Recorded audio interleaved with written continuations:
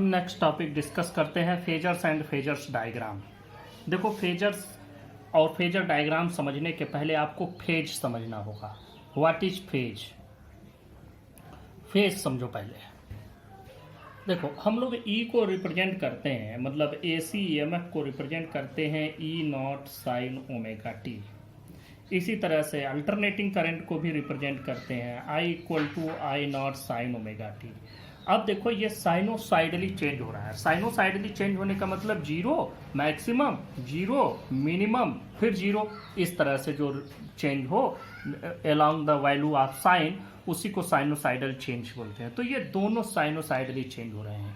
इसमें जो इनका एंगल है, इन्हीं के बदलने से टाइम के साथ ये एंगल बदलता जाता है, जिससे कि ई की वैल्यू कभी ई नॉट होती है, कभी माइनस ई नॉट, कभी जीरो, और कंटिन्यूसली चेंज होती रहती है। तो ये सिर्फ इस एंगल के बदलने की वजह से है। ऐसे ही करंट भी है, ये एसी ईएमएफ है, ये अल्टरनेटिंग करंट है। अल्टरनेटिंग ईएमएफ, अल्टरनेटिंग करंट, दोनों में चेंज सिर्फ इस एंगल की वजह से है। इसी एंगल को हम लोग कहते हैं phase. This angle is called phase.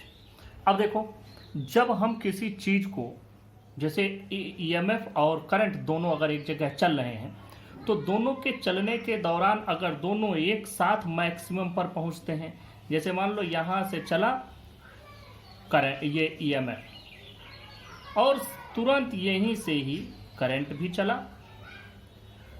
तो देखो ये ईएमएफ हो गया और ये हो गया आपका करंट।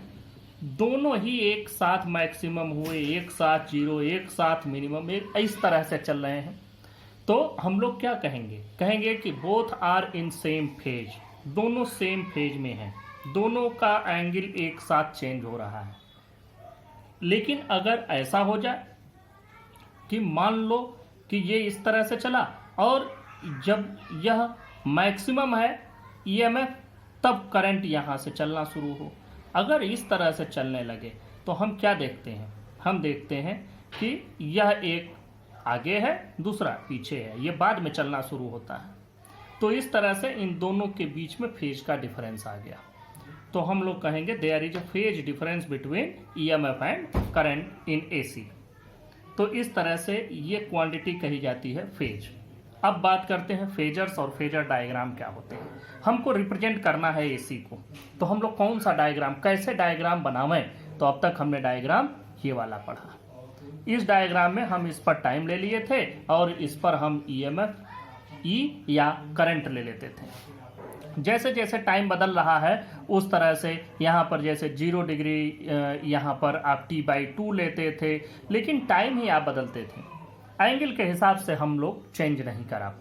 हमको दोनों चीज़ें चाहिए, हमको वैल्यू भी चाहिए और हमको इसमें जो इसका डायरेक्शन आए, जो फेज आए, वह भी चाहिए। तो इसके लिए हम लोग एक रोटेटिंग वेक्टर यूज करते हैं। उस रोटेटिंग वेक्टर से देखो हम लोग कैसे रिप्रेजेंट करते हैं। देखो ये क्या करते हैं, हम इस तरह से कोऑर्डिनेट एक्सिस बना लिए। अब इसमें हमने क्या किया कि इन दोनों की जो वैल्यूज हैं, करंट और ईएमएफ, चूंकि हम एक ही साथ हमको दोनों चलाना है, इसलिए हम फेजर डायग्राम को यूज करते हैं और फेजर वेक्टर को यूज करते हैं। तो हम लोग क्या करते हैं कि इस पर जो वैल्यू आ रही है, जैसे ई नॉट मैक्सिमम की कुछ वैल्यू होगी ई नॉट। अब आई की वैल्यू को क्या होगी? आई की वैल्यू आई नॉट को अगर हम लेते हैं तो वह ई नॉट बाई आर, मतलब ई से थोड़ा कम ही आएगा, आर से डिवाइड करोगे तब आएगा। तो इसका मतलब इसकी वैल्यू मान लो थोड़ी कम आ गई, ये आ गई, ये हम मान लिए आई नॉट। अब यहाँ पर हम एंगल ले लेते हैं कि ये एंगल ओमेगा टी है। अगर दोनों एक साथ चल रहे हैं तो यह इतनी दूर है, यह इतनी दूर है, तो ये कहीं पर बना दिया, both are in same phase. मान लो कि ये आगे चल रहा है तो हम इसको ऐसे बना दिए कि यह आगे है थोड़ा सा, करंट लीडिंग वोल्टेज, कभी कभी वोल्टेज लीडिंग करंट, इस तरह से चीजें आती हैं। तो यहां पर हमने बनाया एक वेक्टर। वह वेक्टर ऐसा वेक्टर है जो रोटेट कर रहा है। अब जैसे इस समय अगर हमको आई की वैल्यू चाहिए तो आई की वैल्यू हमको ये मिलेगी। अब देखो ई की वैल्यू चाहिए तो ई की करंट वैल्यू हमको यहां से मिल जाएगी, जो इस पर से आपने परपेंडिकुलर ड्रा किया।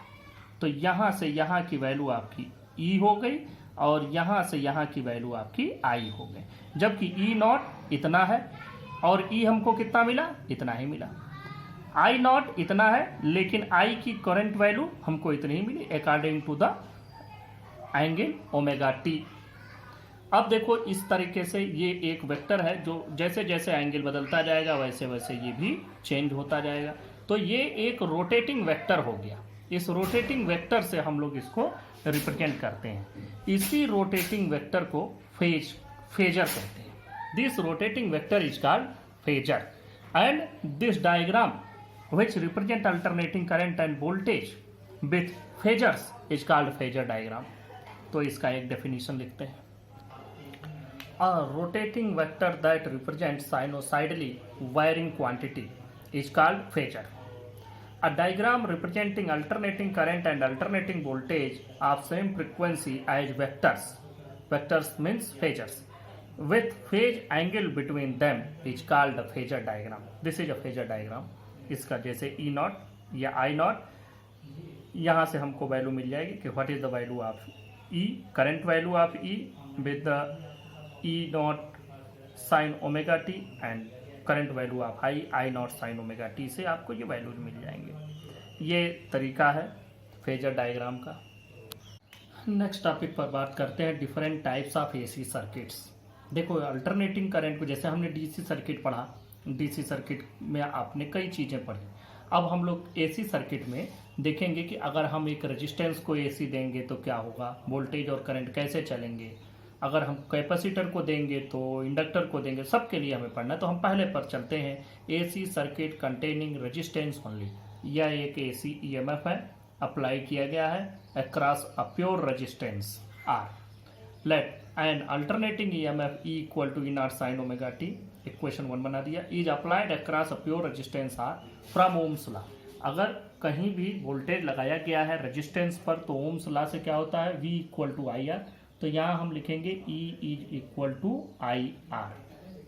अब देखो E की जगह पर क्या लिखेंगे, E not sine omega T is equal to I are.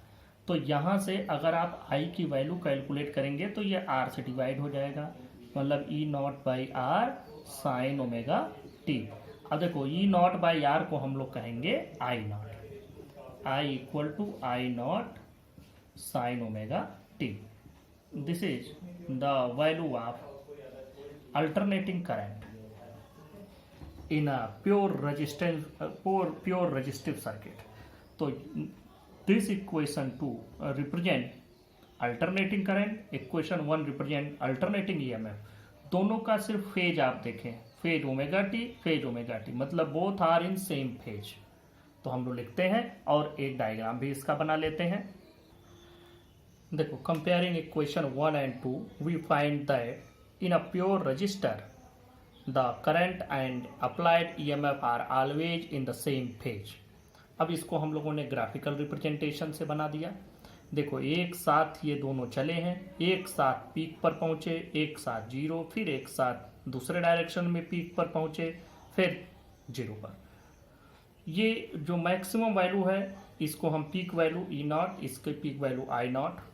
और इसी तरह से हम लोग फेजर डायग्राम भी इसका बनाए हैं। तो फेजर डायग्राम में क्या है, ओमेगा टी एंगल पर ई भी है, उसी पर आई भी है, बस एक कम है एक ज़्यादा है। अब जैसे जनरली हम लोग पहले ग्राफ ड्रा करते थे, जब भी ग्राफ प्लॉट करते हैं तो क्या करते हैं, एक एक्सिस पर कोई एक ही क्वांटिटी लेते हैं। यह एक अलग तरह का फेजर डायग्राम है जिसमें एक एक्सिस पर दोनों वैल्यूज हैं, लेकिन इस पर हमने बता दिया है एंगल क्या होगा, इस पर हमने बता दिया ये कितना है, ये कितना है और इसका मैक्सिमम वैल्यू। तो this is the graphical and phasor diagram representation of AC voltage and current in a purely resistive circuit। अब इसमें सेकंड पॉइंट पर चलते हैं, AC circuit containing capacitance only. अब देखो ये AC सर्किट हमने ले लिया। Let an alternating EMF equal to E not sine omega T is applied across a pure capacitor of capacitance C। अब इस पर हमने लगाया। अब देखो सबसे पहले यह समझो कि जब हम लोग कैपेसिटर पर AC या DC लगाते हैं तो क्या होता है। तो पहले हम बात करते हैं कि ये रहा कैपेसिटर और ये हमने इसको जोड़ दिया DC से। अब DC ये पॉजिटिव ये नेगेटिव जैसे ही इससे जुड़ेंगे यह वाला प्लेट पॉजिटिवली चार्ज हो जाएगा, प्लेट बी निगेटिवली चार्ज हो जाएगा, और यहाँ से यहाँ चार्जेज का फ्लो तब तक होता रहेगा जब तक कि इन दोनों प्लेट के बीच का पोटेंशियल डिफरेंस इस पोटेंशियल डिफरेंस के बराबर ना हो जाए। और जब ये दोनों बराबर हो जाएंगे तो इसमें चार्जेज का फ्लो मतलब करंट का फ्लो बंद हो जाएगा। ये तरीका होता है एक डीसी सर्किट के लिए कैपेसिटर का बिहेवियर। ये इस तरीके से एक कैपेसिटर इससे चार्ज होता है, और यह एक बार चार्ज करेगा, चार्ज जैसे ही ये हो जाएगा वैसे करंट का फ्लो इसमें बंद हो जाता है। और आप जानते हैं कि ये जनरली इंडक्शन से चार्ज होता है कि एक पर पॉजिटिव पहुंचा तो ड्यू टू इंडक्शन इस पर नेगेटिव हो जाएगा अपने आप। तो ये हो गया। अब इसी चीज को हम लोग जोड़ते हैं एक एसी सर्किट से। अब देखो वैसे इसको भी आप समझ सकते थे, यहां समझो ये एसी से हमने इसको जोड़ दिया। अब क्या होगा, एसी यहां गया, यहां पर प्लस पहुंचा, यहां दोनों पहुंचेगा, इस तरीके से दोनों पहुंचेगा। जब प्लस पहुंचा तो ये माइनस हो गया, अगले ही क्षण ये माइनस हो गया, तो फिर यहां क्या हो जाएगा प्लस, फिर अगले ही क्षण यहां प्लस हो गया तो यहां माइनस। तो जैसे जैसे यहां प्लस माइनस होता जाएगा वैसे वैसे यहां भी प्लस माइनस होता जाएगा। मतलब कि जैसे आपने यहां से प्लस माइनस दिया वही माइनस प्लस यहां से मिलना शुरू हो गया। तो हम क्या समझे, हम ये समझे कि डीसी ने क्या किया, डीसी ने इसको चार्ज किया, चार्ज होने के बाद डीसी का फ्लो बंद हो गया। एसी ने क्या किया, इसको चार्ज नहीं किया बल्कि इस कैपेसिटर ने एसी को जाने का रास्ता दे दिया, इसने रास्ता रोक दिया, खुद को अपने को भर लिया चार्ज से और उसके बाद डीसी को जाने से रोक दिया। इसने क्या किया, खुद के पास कुछ नहीं रखा लेकिन इस एसी को पास होने दिया। तो this is the behaviour of a capacitor for AC circuit and this is the behaviour of capacitor for DC circuit. तो ये दोनों बिहेवियर आपको समझ में आ गए। इन्हीं दोनों बिहेवियर के आधार पर अब हम देखते हैं कि इसमें कैसे वैल्यू हमारे करंट की और वोल्टेज की मिलती है और दोनों में क्या फेज डिफरेंस होता है। We know that Q is equal to, जो चार्ज होता है, चार्ज की वैल्यू कैपेसिटर में होती है CV, यहां पर क्या हो जाएगा CE, और CE का मतलब CE not sine omega T. ये वैल्यू मिली आपको। अब जरा ध्यान दें कि करंट क्या होता है। Current I is equal to dQ by dt, d by D T of Q की वैल्यू रख दो CE not sine omega T, CE not बाहर हो जाएगा, d by D T of sine omega T. Sine omega T का differentiation cos omega T, जिसमें omega बाहर आ जाएगा। तो I is equal to CE not omega cos omega T. ये आ गया करंट की वैल्यू। इस वैल्यू में एक बात समझो कि हमको इसको कंपेयर करना है इक्वेशन नंबर 1 से, जिससे हमको पता चले फेज का क्या रिलेशन है। तो यहाँ कास में हो गया, ये साइन में हो गया, तो कंपेरिजन नहीं हो पाएगा, तो कास को हमें साइन में बदलना है। कास को साइन में बदलने का तरीका देखो कि अगर हम sign pi by 2 minus theta कर दें तो भी ये कॉस थीटा के बराबर हो जाता है, और अगर sign pi by 2 plus theta कर दें तो भी ये कॉस थीटा के बराबर हो जाता है। हम इन दोनों में से यहाँ क्या रखें, ये भी रख सकते हैं, ये भी रख सकते हैं, क्योंकि कास ओमेगा टी को हम लिख सकते हैं sign pi by 2 minus omega T, और ये भी लिख सकते हैं पाई बाई 2 प्लस ओमेगा टी। लेकिन हमको इसके साथ कंपेयर करना है, तो इसमें ओमेगा टी पॉजिटिव है तो हम लोग इसको क्या लिखेंगे, पॉजिटिव ही लिखेंगे। तो मतलब हम लोग लिखेंगे CE नॉट ओमेगा और कॉस की जगह साइन, और ये वैल्यू रखेंगे ओमेगा टी प्लस, इसको हम लोग इरेज कर देते हैं,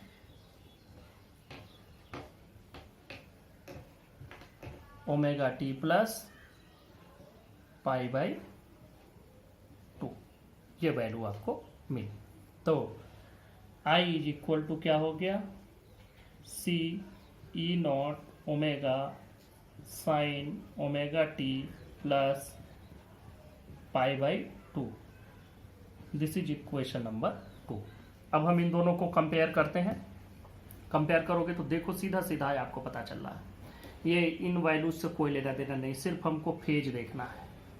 फेज देखने में पता चल रहा है कि ये π/2 डिग्री आगे चल रहा है, या π/2 डिग्री पीछे चल रहा है। इसका मतलब ये हो गया कि इन अ कैपेसिटिव सर्किट, मतलब pure capacitive circuit, current Leeds voltage.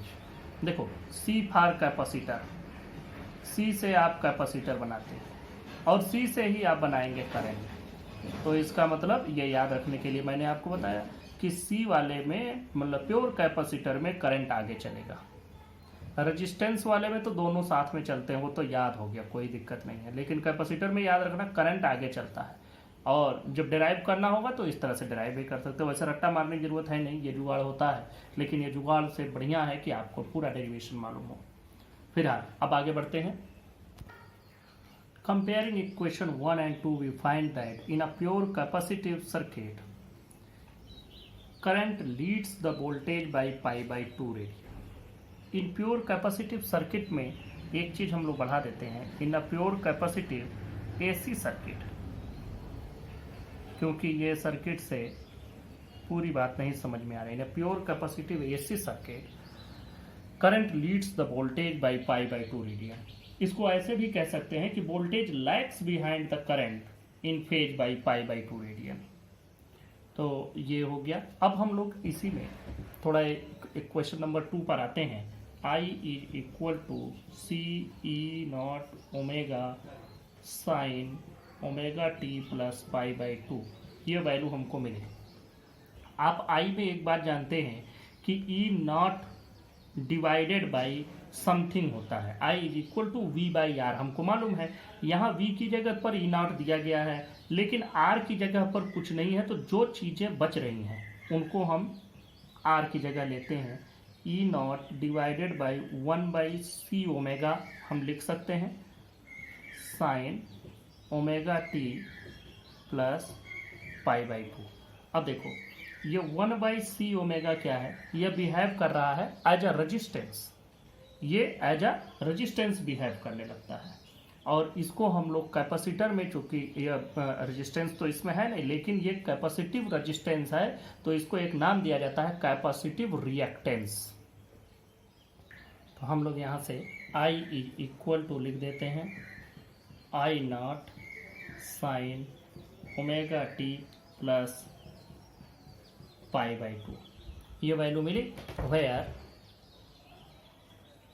Where I0 is equal to E0 divided by 1/C omega. तो यहाँ पर 10 1/C omega is the effective resistance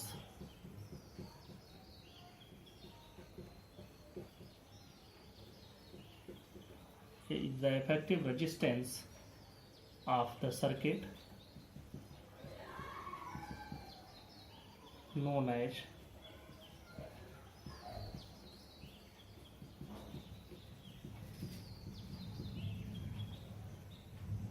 capacitive reactance XC। तो इसका मतलब XC की जो वैल्यू हो जाएगी XC, this is capacitive reactance, XC is equal to 1/ओमेगा C। ओमेगा को हम लोग क्या लिख सकते हैं, 1/2 पाई FC। इसका मतलब ये हो गया कि ये जो value I, this is the capacitive reactance, ये कैपेसिटिव रिएक्टेंस, और है तो ये रेजिस्टेंस, तो रेजिस्टेंस है तो हम लोग इसको क्या मेजर करेंगे, इसका ऐसा यूनिट हो जाएगा ओम। और देखो यहाँ पर हम ये भी देख रहे हैं कि XC is inversely proportional to frequency. अब देखो अगर मान लो DC की बात करें, फॉर DC की फ्रिक्वेंसी क्या होती है, 0, क्योंकि DC में तो अप डाउन आप लोग देखते हैं कि किसी तरह का वेरिएशन होता ही नहीं है, ना वो अप पर जाता है, ना वो एक दूसरे डायरेक्शन में जाता है, एक ही डायरेक्शन में एक कांस्टेंट वोल्टेज से चलता रहता है। वोल्टेज वेरी कर सकता है लेकिन डायरेक्शन उसकी चेंज नहीं होती, मतलब there is no frequency, voltage में vary but there is no change in direction, मतलब जो प्लस है वो प्लस ही रहता है, अब बैटरी का जैसे आप खरीद के लाते हो, बैटरी पे पॉजिटिव निगेटिव पहले से बना होता है, और पॉजिटिव कभी नेगेटिव की तरह बिहेव नहीं करता, मतलब there is no change in polarity, there is no frequency for DC, frequency F is equal to 0। तो उसके लिए अगर फॉर डीसी के लिए एक्स सी की वैल्यू क्या हो जाएगी, एक्स सी मतलब कैपेसिटिव रिएक्टेंस। अगर एक कैपेसिटर को डीसी से जोड़ दिया जाए तो वो कितना उसमें रेजिस्टेंस देगा, वो वैल्यू हो जाएगी, एफ की वैल्यू 0 है, तो एफ की वैल्यू 0 करोगे तो ये कितना हो जाएगा, इनफाइनाइट। इससे हमको सीधा समझ में आ रहा है कि डीसी सर्किट में एक कैपेसिटर इनफाइनाइट रेजिस्टेंस इंट्रोड्यूस कर देता है, इसीलिए डीसी में करंट फ्लो नहीं होता है। जब तक कैपेसिटर चार्ज होता है तब तक होता है, उसके बाद करंट ब्लॉक, करंट एक तरफ से दूसरी तरफ नहीं जाता। जबकि एसी में करंट एक तरफ से दूसरी तरफ जाता है विद दिस रेजिस्टेंस। ये रेजिस्टेंस अगर आपको कम करना है तो आप फ्रिक्वेंसी बढ़ा दें, कैपेसिटेंस बढ़ा दें, तो आपको इसमें रेजिस्टेंस वैसे ही कम मिलेगा। लेकिन जो भी रेजिस्टेंस है, इस रेजिस्टेंस के साथ बहुत कम रेजिस्टेंस होता है, एसी एक तरफ से दूसरी तरफ चला जाता है, लेकिन इसमें नहीं जाता, डीसी में नहीं जाता है। Thus, a capacitor allows AC to flow through it, but offers infinite resistance to the flow of DC. अब हमने तीसरा पॉइंट लिया, AC circuit containing inductance only. अब देखो, let an alternating EMF E not, ये हो गया, is applied across a pure inductor of inductance L। अब ये हमने इस इंडक्टर पर लगाया। तो आप जानते हैं कि अगर किसी कॉइल में, इंडक्टर मतलब कॉइल, अगर हमने उसमें कोई भी करंट पास किया जो वैरी कर रहा है, तो इससे बनने वाला मैग्नेटिक फील्ड भी वैरी करेगा, फ्लक्स वैरी करेगा, जिससे इसमें एक इंड्यूस्ड ईएमएफ जनरेट हो जाएगा जो हमारे लगाए गए ईएमएफ के जस्ट अपोजिट होगा। तो अब आप इसमें जो वैल्यू आप लिखेंगे, जो नेट ईएमएफ आएगा, वो इसमें जो जनरेट हुआ बैक ईएमएफ वो और ये दोनों का डिफरेंस इसमें हमको मिलेगा। तो उसको लिखते हैं, हाँ, as current in the coil varies continuously, an opposing EMF is induced in the coil of magnitude LdI by dt। ये माइनस LdI by dt होगा, अपोजिट डायरेक्शन में, उसका मैग्नीट्यूड सिर्फ लिखा है। Thus net instantaneous EMF E minus LdI by dt। अब देखो, कोई भी हम जब वोल्टेज लगाते हैं तो V इज इक्वल टू होता है IR, तो यहाँ पर ये भी इक्वल टू IR होगा, लेकिन इस पूरे में कोई रेजिस्टेंस तो है नहीं, तो इसका मतलब R0, इसका मतलब टोटल EMF यहाँ पर जो भी नेट इंस्टेंटेनियस EMF आएगा इसकी वैल्यू 0 हो जाएगा। तो हम लोग उसको भी लिखें, since there is no resistance in the circuit, since there is no resistance in the circuit, thus E minus LdI by dt equal to 0। हमको देखो, ये फिर वोल्टेज और करंट हमको चाहिए, तो हम लोग ऐसे कैसे करेंगे, अब ध्यान से देखें। इसमें हमको करना ये है कि जो चीज़ें यहाँ पर दोनों तरफ बराबर कर दो।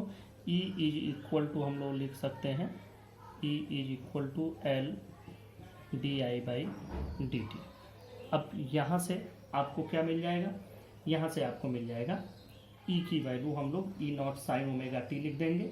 और हमको चाहिए क्या, हमको करंट चाहिए, तो हम करंट अलग करते हैं। तो यहाँ पर देखो, E dt divided by L is equal to D I, ये वैल्यू मिली। अब हमको क्या करना है, हमको ये चाहिए करंट, तो हम लोग थोड़ा इसको इधर कर देते हैं, डी आई इधर, और इसको कर दिया E by L D T. अब देखें, हमको करना ये है, करंट चाहिए, करंट के लिए इसको इंटीग्रेट कर दें, तो इंटीग्रेट कर दो दोनों साइड में, और दोनों की वैल्यू में जो इंटीग्रेशन मिले, तो ये इसका इंटीग्रेशन डी आई हो जाएगा, इसका इंटीग्रेशन हो जाएगा E by L D T.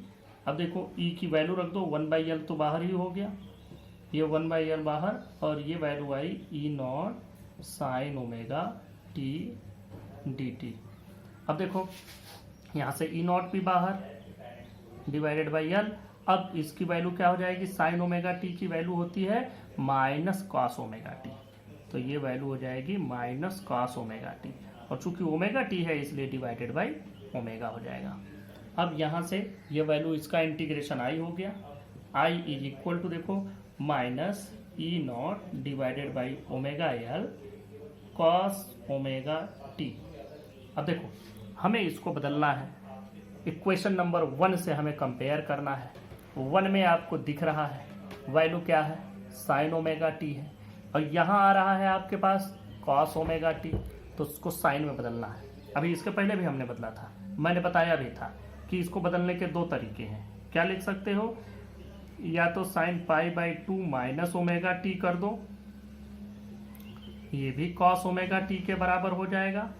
दूसरा तरीका है sign pi by 2 plus omega T कर दें, और ये भी कॉस ओमेगा टी के बराबर हो जाएगा। वहाँ हमने क्या किया था, इसके पहले जब हम प्योर कैपेसिटिव वाले सर्किट में थे तो हमने इसको लिया था, क्योंकि वहाँ ओमेगा टी हमको पॉजिटिव चाहिए था। यहाँ भी हम इसको ले सकते हैं, लेकिन जैसे ये माइनस आप अंदर करेंगे तो वैल्यू आपको मिलती है साइन माइनस थीटा, ये भी फार्मूला है, sine minus theta is equal to minus sine theta.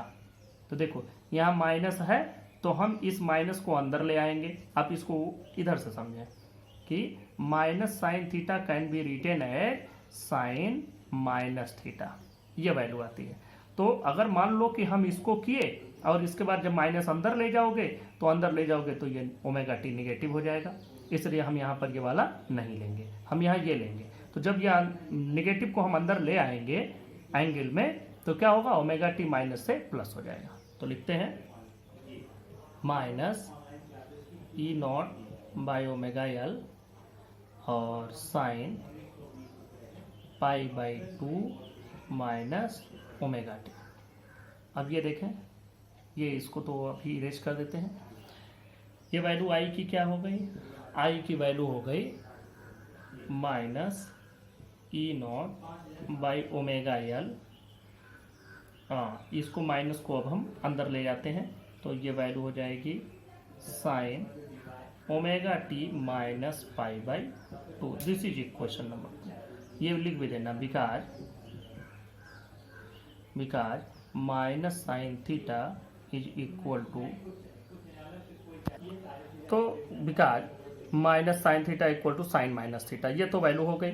अब हमको करना क्या है, आपको इसमें पूरा दिख रहा होगा ई नॉट को डिवाइड किया गया ओमेगा एल से, मतलब ये क्या है, ये रेजिस्टेंस का काम कर रहा है। और यहाँ जो करंट है ओमेगा टी से पाई बाई 2 पीछे चल रहा है, मतलब यहाँ करंट पीछे है, यहाँ वोल्टेज आगे है।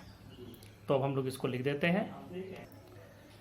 Comparing equation 1 and 2, we find that in an inductive AC circuit, the current lags behind the voltage in phase by pi by 2.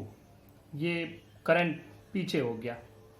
इसके पहले मैंने बताया था C for capacitor, C for current, तो कैपेसिटर में करंट आगे।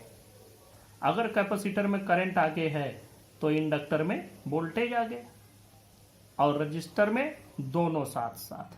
बस ये आपको याद रखना है, कैपेसिटर में करंट आगे तो दूसरा वाला इंडक्टर बचा जिसमें वोल्टेज आगे, और तीसरा वाला रजिस्टर जिसमें सब साथ साथ। अब यहाँ इक्वेशन 2 पर आते हैं। I is equal to E not by omega L sine omega T minus pi by 2। देखो यहाँ ओमेगा एल रेजिस्टेंस की तरह से काम कर रहा है, तो हम इस पूरे को लिख सकते हैं I naught sine omega T minus pi by 2। और इसमें भी आपको एक बात समझना है कि where I naught is equal to E not by omega L is equal to E not by XL, where XL is equal to inductive reactance